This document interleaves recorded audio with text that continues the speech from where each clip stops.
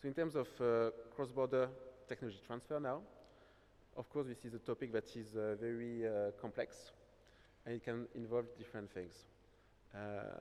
For instance, the people. You want to bring the people, the resources to a different country because you don't have these capabilities somewhere.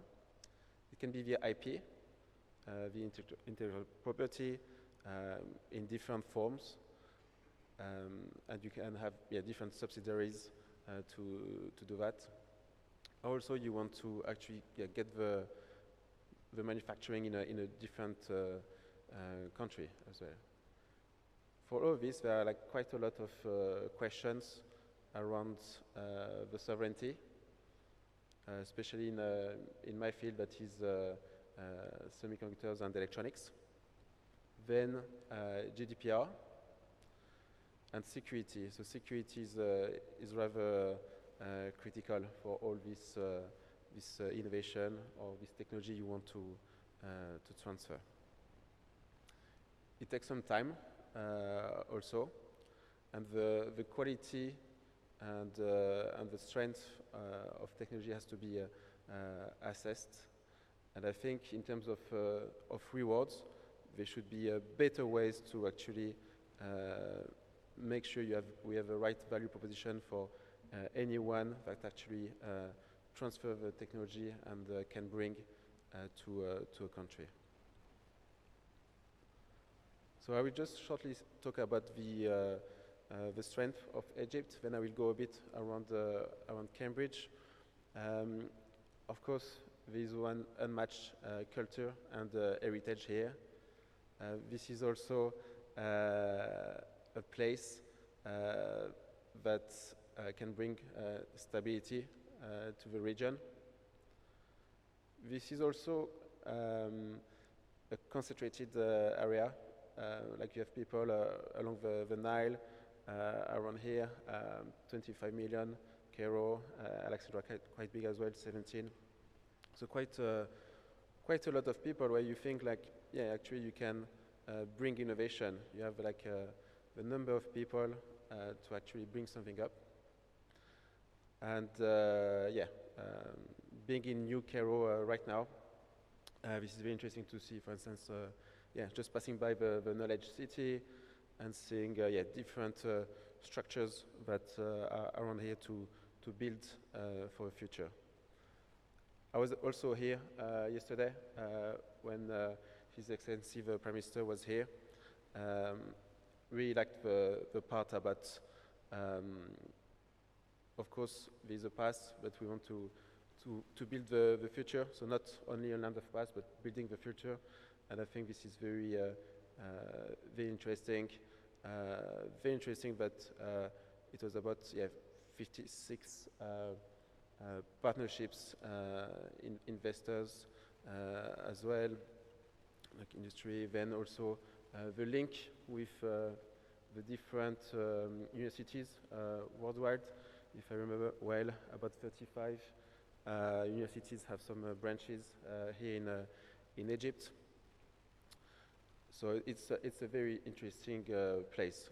Of course, we heard about maybe a billion of Egyptian pounds of funding, which is still low, of course, compared to other countries or even to some companies.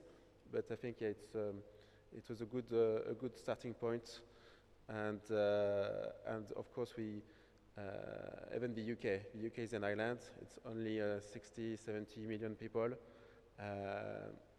You need to fight in the category you can. Then I will talk a bit about Cambridge. So you see these different logos, all linked to Cambridge. You may have heard a few of them. So it's very one interesting place in Cambridge, and different acquisitions, lots of strengths around semiconductors, Continuum, that was Cambridge Quantum Center.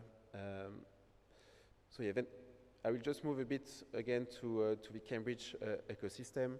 So it's quite a small a small area, and basically here you have some information extracted from the room and some different reports, and it's very interesting to see like what's happening in Cambridge. Of course, again, you need to think about the global picture. So, for instance, you see the presence of the US a bit everywhere. So only, for instance, on the compute layer for mobile phones, we all have one ARM chip. But basically, like we know that, yeah, the US is very strong on the deep tech side of things. And for instance, if you go for acquisitions of a company, most of the acquisitions would be by a US player. So the tech ecosystem in Cambridge is growing and growing.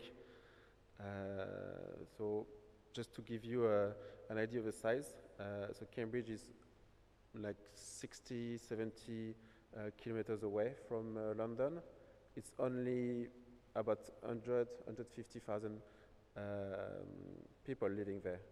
And maybe a third of the people are linked to the university. The thing is that really, like, you can just go everywhere in like 15, 20 minutes to the science park, to the universities.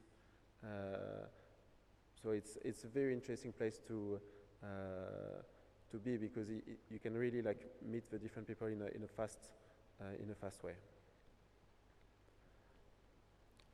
Then there are different numbers here about startups, about unicorn. I think I won't spend much time on this. But in terms of presence and strength of the UK, it's also in life sciences. So life sciences and also in deep tech. So again, this is for Cambridge only, and this is quite impressive. So yeah, strong university, strong companies, a lot of people that made it, sold some companies. They're still part of the ecosystem. They're still keen to help as well. And here is another number that push up the presence of Cambridge.